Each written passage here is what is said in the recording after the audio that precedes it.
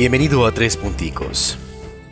Tres elementos son los que caracterizan para la liturgia del día de hoy la obra redentora de Dios en la persona del Hijo, Jesucristo. Pero estas tres características no son simples enunciados bíblicos, son también exhortaciones para nuestra vida cristiana. Primer puntico, don. Una verdad que no puede ser negada es que ante todo Jesús es un don. Y no solo Jesús, sino también todo lo que nos viene de Dios. Nuestra teología deja claro que nosotros no somos merecedores de ninguna manera de lo que Dios ha hecho por nosotros, mucho menos de la obra redentora de Jesús. No tenemos ningún mérito. Todo ha sido necesariamente un don. San Pablo nos da la razón por la que necesariamente es un don, para que nadie pueda presumir. Es decir, para manifestar con mucha más grandeza el amor misericordioso e infinito de Dios. Un amor tan grande que, como se lee en la primera lectura, a pesar de tantas infidelidades y pecados de su pueblo, no los entregó al exterminio, sino que con infinita ternura les corrigió para que volvieran a Él. Al avanzar en la Cuaresma, tal cosa nos sucede a nosotros. El don invaluable del amor de Dios manifestado plenamente en el escenario de la cruz nos recuerda que el amor en Dios tiene una medida, la medida de la cruz, el amor al límite.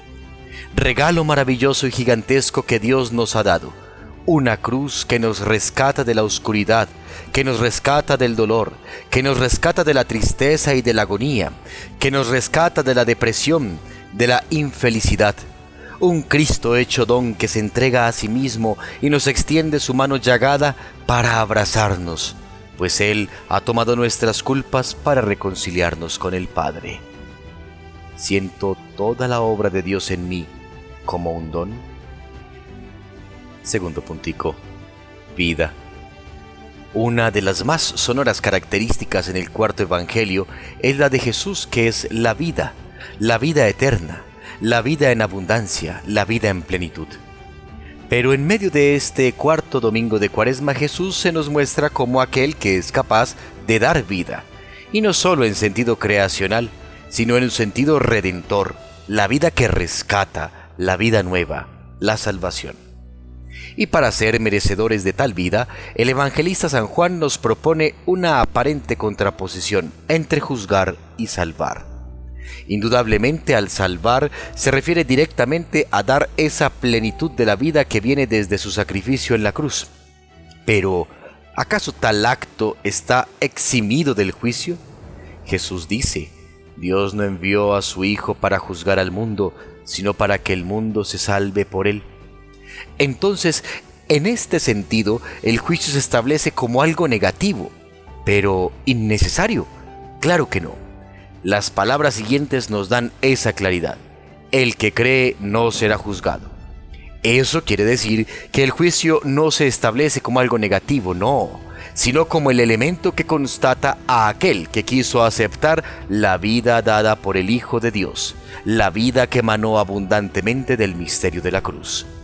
Si Jesús es vida, entonces aquella vida ofrecida al límite en la cruz hasta la muerte necesita ser aceptada con sus condiciones por aquel que, creyendo, quiere salvarse. ¿Y cuáles son esas condiciones?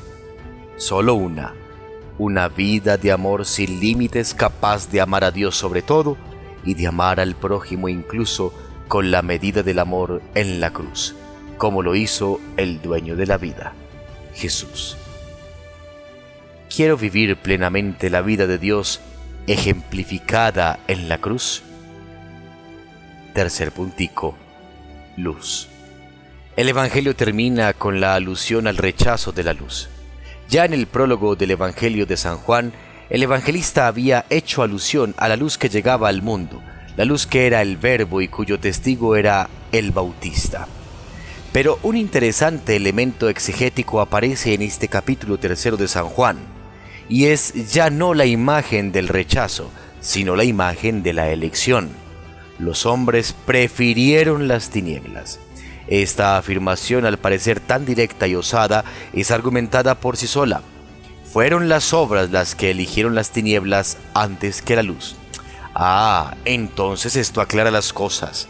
Parece ser que Jesús, que es la luz, tiene una condición específica para manifestar su elección, y no es un sí acepto, o un sí creo, o un sí renuncio, que repetimos corrientemente en las Eucaristías donde se hace la renovación de las promesas bautismales. Evidentemente es algo más profundo. Jesús exige que seamos luz, y ello no sucede en la mística, ello no sucede en la oración, sucede en la acción. El mismo San Pablo en su epístola a los Romanos nos recuerda perfectamente cuáles son las obras de las tinieblas y cuáles las de la luz, y nos exhorta categóricamente a vivir las obras de la luz.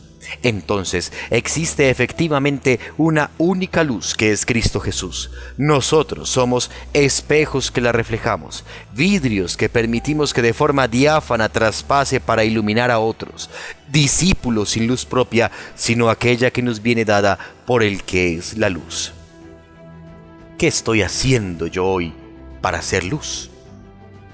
Mientras avanza el camino cuaresmal, la Iglesia nos recuerda la gratuidad del don inmerecido recibido en la pasión salvadora de Cristo Jesús, el regalo inmensurable de la vida que nos dio muriendo en la cruz, y nuestro compromiso inevitable de ser el reflejo de su luz divina en el mundo de hoy.